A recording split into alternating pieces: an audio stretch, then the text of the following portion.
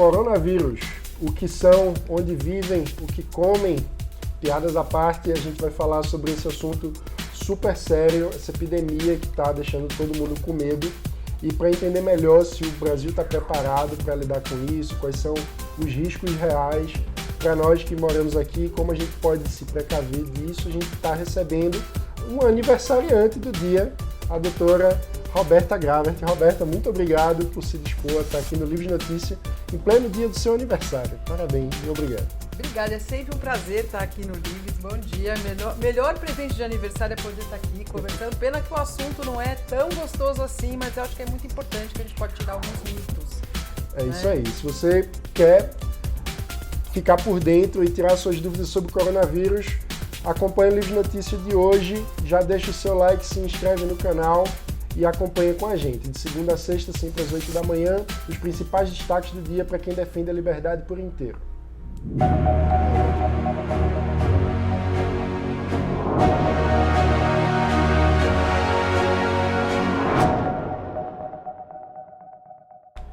Roberto, eu acho que antes de mais nada vale dar um panorama geral, né? O coronavírus começou a ter casos na China e virou uma epidemia por lá, a coisa foi se alastrando. De onde surgem, como surgem doenças assim que ninguém nunca tinha ouvido falar, de repente tá todo mundo com medo? Como é que é isso? Os vírus, né? Eu sempre falo que a gente vai acabar sendo vencido pelos vírus, porque os vírus eles são micro-organismos, né? Então o coronavírus, por exemplo, ele é um RNA vírus, a gente tem o DNA vírus e o RNA vírus, né? Ele chama coronavírus porque quando você olha ele no microscópio eletrônico ele parece uma coroa, né? Então é um vírus cheio de espículas. Na verdade ele não é um vírus novo, né? A gente tem vírus, ele sempre vem em famílias. Né? Então a gente teve lá em 2002, a gente teve um problema. E qual é o problema do coronavírus? Quando você é infectado por um vírus, o seu corpo vai reagir. E cada corpo reage de uma maneira. O problema desses vírus, assim como o H1N1, o corona, é que eles causam uma insuficiência respiratória muito grave. Né? Então, os primeiros coronavírus que a gente tem notícia, eles vêm lá no começo dos anos 2000, começam na África e depois no Oriente Médio. E a gente sempre tinha uma ligação de alguém que viajou para um país e levou o vírus. E isso parece agora que é diferente nessa coisa da China. Né? Eles não conseguiram achar uma relação com o MERS, né?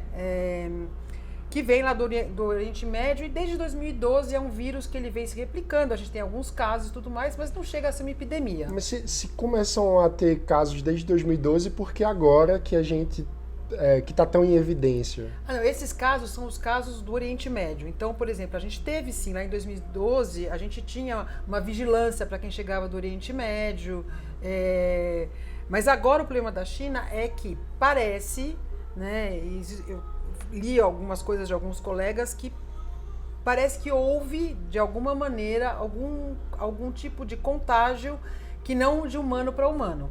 Né? Então isso faz esse vírus um vírus um pouco diferente. Não foi comprovado. Deixa mais perigoso, então. Né? Isso não foi comprovado. Né? Então o que eu estou falando é uma especulação.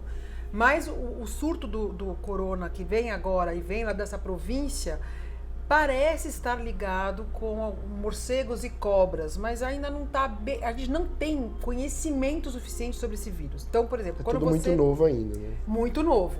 Mas os vírus, eles são assim mesmo os vírus da gripe, tudo a gente fica estudando eles continuamente, porque eles podem sofrer uma mutação e de repente eles voltam a ser letais. Entendi. Né? E começou a ter casos suspeitos no Brasil, mas ainda nenhuma confirmação, né? Nenhuma confirmação ainda no Brasil. São sempre doenças de notificação compulsória. Eu estava até mostrando aqui para o Mano que a gente tem agora um mapa do mundo que você consegue ver onde já tem doença e tudo mais. Então, eu vou abrir aqui. A gente vai botar na tela aí para você acompanhar um pouco. É um site que a John Hopkins fez, né? Então, ele dá horário real e quantos casos tem. Então, por exemplo, até agora a gente tem no mundo 6.165 casos confirmados. Na China são 6.070 casos, na Tailândia Sim. 14, praticamente Hong Kong 10. todos na China, né? Tudo na China. E bem concentrado, você vê assim, ó. Aqui você vê bem concentrado na província, né? E alguns casos suspeitos. Porque o que acontece, gente? A gente vive num país, a China é um país super populoso. E o contágio lá, assim, tem outro detalhe que outro dia eu vi que é muito importante. O chinês tem muita mania de cuspir na rua. E isso é uma das primeiras recomendações que a gente vê lá, não cuspir na rua. Né? Porque como que esse vírus ele é transmitido? Pelos gotículas, contato. Então, para você não pegar o coronavírus, né? Máscara, passar álcool gel na mão ou lavar as mãos continuamente, tossir de maneira educada. Isso é importante, gente. Tossir não é assim, ó, tá? Com o cotovelo para cá, que assim você evita o contágio. Usar máscara, né?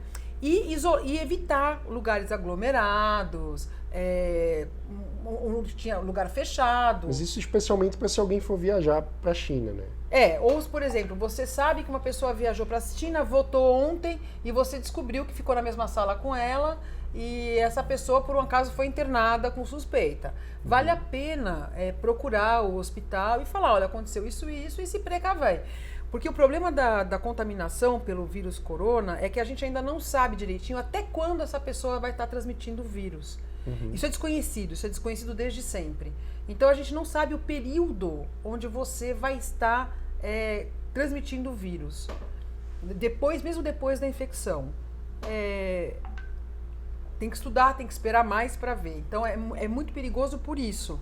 Então, por exemplo, você veio num avião. Pode ser que alguém ali no avião estivesse transmitindo o vírus mesmo sem sintomas. E esse é o grande perigo.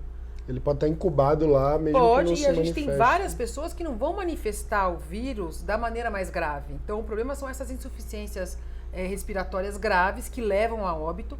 Elas geralmente vão afetar as pessoas mais imunodeficientes, né? E vão levar a óbito. Não é que todo mundo que é infectado pelo coronavírus vai morrer, tá? É uma porcentagem, se não me engano, acho que é de 3%, alguma coisa assim. Então, a gente tem que tomar cuidado. Quem são os grupos de risco?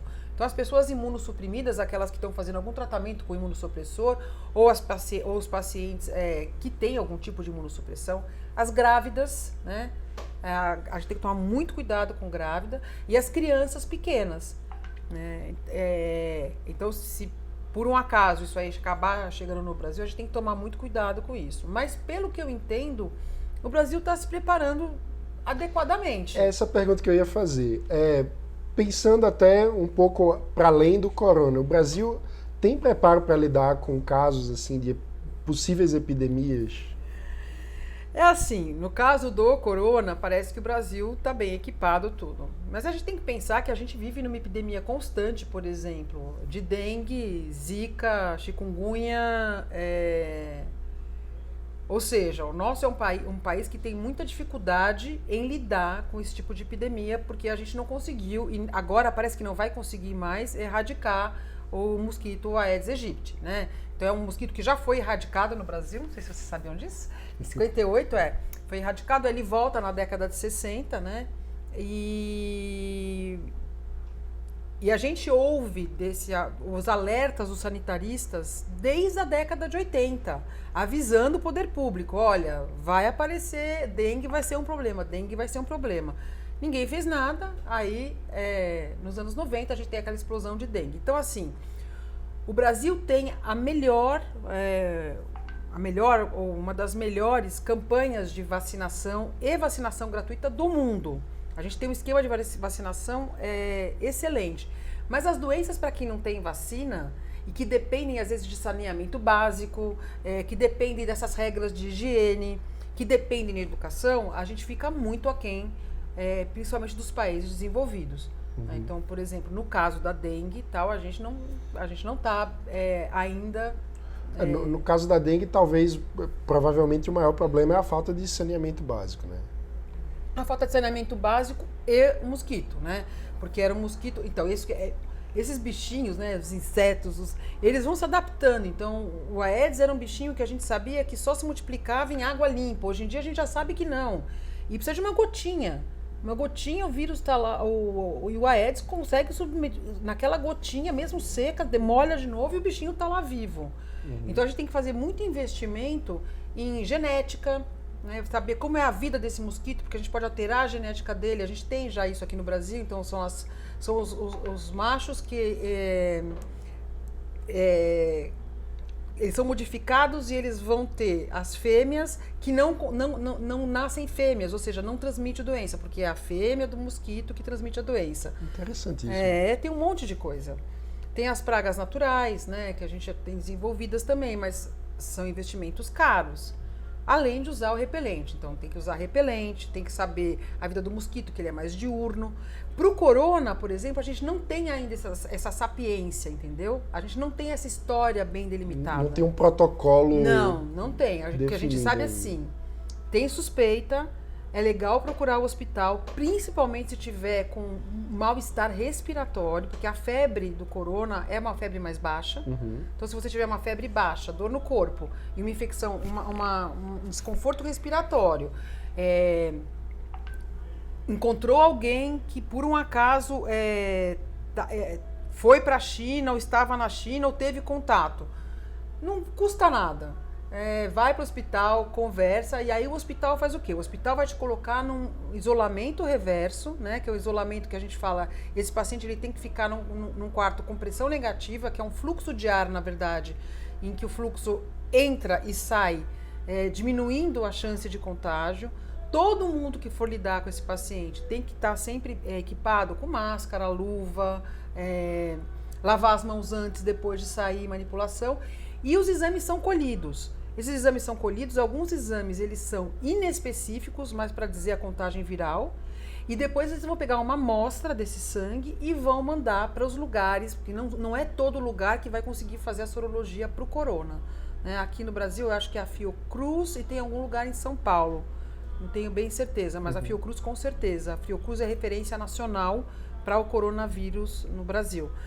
E aí sim, quando essa sorologia vem positiva, mano, é aí que a gente tem um caso comprovado. Então esses casos que aparecem aqui, que a gente está vendo na tela, são aqueles com a sorologia comprovada. Né? E os casos que apareceram no Brasil até agora são os suspeitos, então vão fazer os exames. Isso, estão fazendo os exames, tal. Enquanto isso eles estão isolados, então tá tudo muito, pelo que eu observei, tudo muito certo. Né? A gente precisa ficar desesperado pelo coronavírus? Não. Né? Então, o poder público, Ministério da Saúde, Secretaria de Saúde, está tomando as medidas adequadas para a suspeita que existe hoje. Tá, sim. Eu acho só que a gente... isso é uma realidade que a gente está em São Paulo, né? Então a gente tem, acho que, casos no Rio Grande do Sul, Minas Gerais, São Paulo, e tem no Nordeste, em algum lugar, que acho que é Recife. Eu não vi. De algum voo que veio de lá. Isso é o que a gente está sabendo daqui. Mas existe também uma coisa assim, os voos que chegam na China, no Brasil, aí é bom que a gente não é tão desenvolvido assim, eles geralmente vão chegar nos grandes aeroportos. O problema é a migração dentro do país. Mas geralmente as pessoas que vão mais... O Brasil também é um país, ele não é um país que tem as grandes aglomerações, salvo São Paulo, Rio, Sim. As capitais, como tem na China. Então, e aí acaba sendo em cidade, as pessoas chegam em cidades que têm um pouco mais de estrutura para lidar com isso. Isso, e eu acho que está sendo bastante noticiado na mídia, a gente está falando só disso. Então não tem motivo para ficar com tanto medo. Não. Eu acho que assim, eu não gosto de falar não, porque aí a pessoa vai relaxar. Então o que é legal fazer? Lembrar do álcool gel, porque isso também não tem que ter medo, mas tem que assumir a responsabilidade individual. Perfeito. Pela própria saúde. Isso vale para os resfriados, isso vale para as gripes, isso vale para todas as doenças, né? Que você acaba transmitindo com as gotículas. Então, cuidar de estar sempre com a mão higienizada, passar o alquinho de vez em quando. Se não gosta do alquinho, lava. Quando tocar em alguém, né? Evitar tocar muito as pessoas que você não conhece, mas quando você tocar alguém, lavar a mão ou colocar o alquinho, né? Tossir de maneira aqui... na mão, por exemplo, às vezes você tosse na mão e aperta a mão de alguém, acabou. Né? Tossiu na mão, lava a mão ou passa o seu lencinho com alquinho e tudo mais. Né?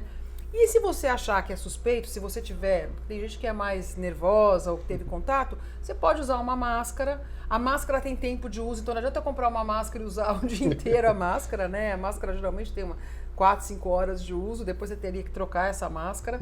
Mas pelo menos ela funciona, ela é efetiva, porque ela é uma barreira para a entrada da gotícula com vírus. Né? Muito bom, Rob. Então, em resumo, não tem motivo para desespero, mas tem motivo para assumir a responsabilidade, ficar atento para, enfim, cada um de nós fazer a nossa parte. Né? É isso aí. Obrigado por essa entrevista. Obrigada a você, meu querido. E se você gostou desse vídeo, não esqueça, deixa o seu like, se inscreva no canal, compartilhe com seus amigos, siga a Roberta nas redes sociais. Quais são suas redes, Roberta, para o pessoal seguir? Sempre tem dicas de saúde lá. Doutora Roberta Robi, doutora Roberta depois é R-O-B-I, e acho que esse dá para todos. Muito bom. É isso aí, pessoal. Então, como você sabe, de segunda a sexta, sempre às 8 da manhã, no Livros Notícias a gente traz para você os principais destaques do dia para quem defende a liberdade por inteiro. Obrigado e até amanhã.